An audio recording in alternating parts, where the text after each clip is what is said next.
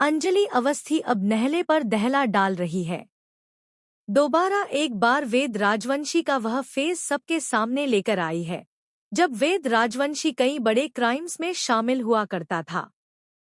Serial आरती अंजलि अवस्थी का आने वाला एपिसोड काफी दिलचस्प होने वाला है, जहां मंत्री जी यह सोच रहे थे कि वह आरती और अंजलि अवस्थी दोनों को अपने कब्जे में ले सकते हैं, लेकिन ऐसा नहीं होता। अंजलि आरती को छुपाकर खुद आरती का रूप ले लेती है।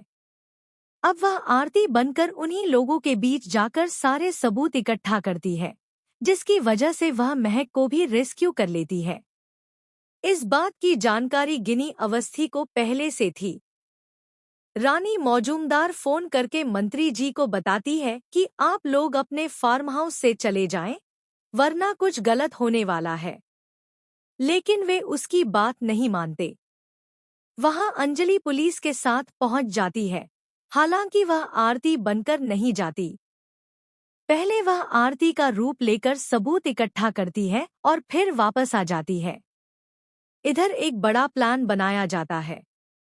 युवराज ठाकुर सुझाव देता है कि अगर अंजलि को कंट्रोल करना है तो उसके पिता को पकड़ना पड़ेगा। मंत्री जी अपने गुंडों के साथ बस्ती में पहुंचते हैं और अंजलि के पापा को पकड़ लेते हैं। उन्हें मारते पीटते हैं और धमकाते हैं। युवराज उन्हें याद दिलाता है कि कैसे उसने पहले अंजलि के पिता को बेइज्जत किया था।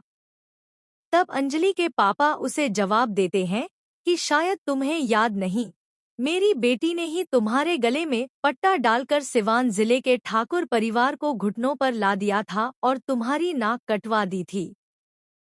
यह सुनकर युवराज गुस्से से भर जाता है, बेल्ट मंगाता है और कसम खाता है कि वह आरती को यहाँ बुलाकर मार डालेगा। लेकिन वहां असली आरती नहीं पहुंचती। अंजलि आरती बनकर वहां पहुंचती है और सबको अपनी बातों में उलझाकर वहां से भेज देती है।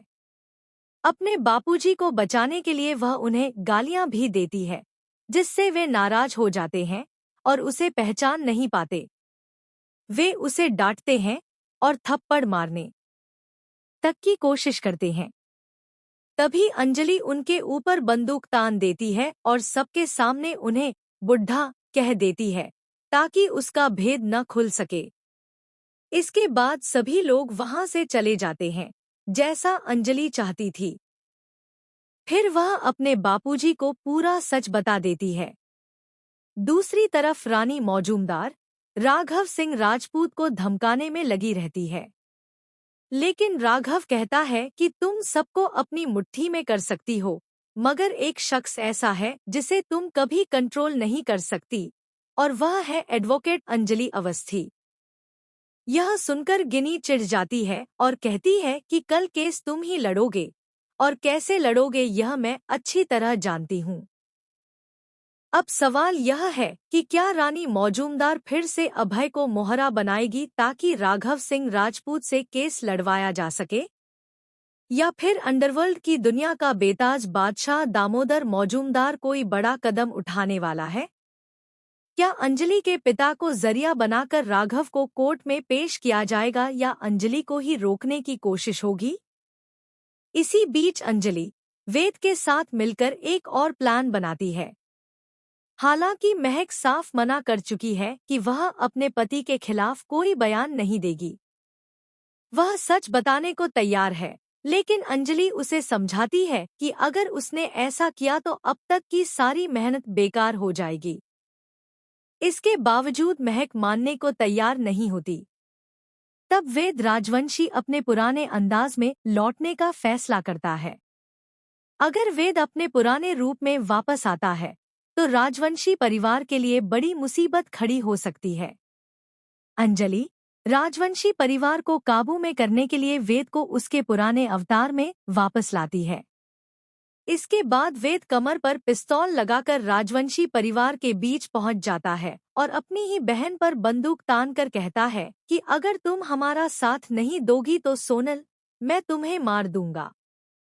अब देखना दिलचस्प होगा कि क्या अंजलि की यह चाल कामयाब होगी। क्या वह कोर्ट जाने से पहले महक को गुंडों से बचा पाएगी? क्या अपने पापा को मंत्री जी के चंगुल से छुड़ा पाएगी?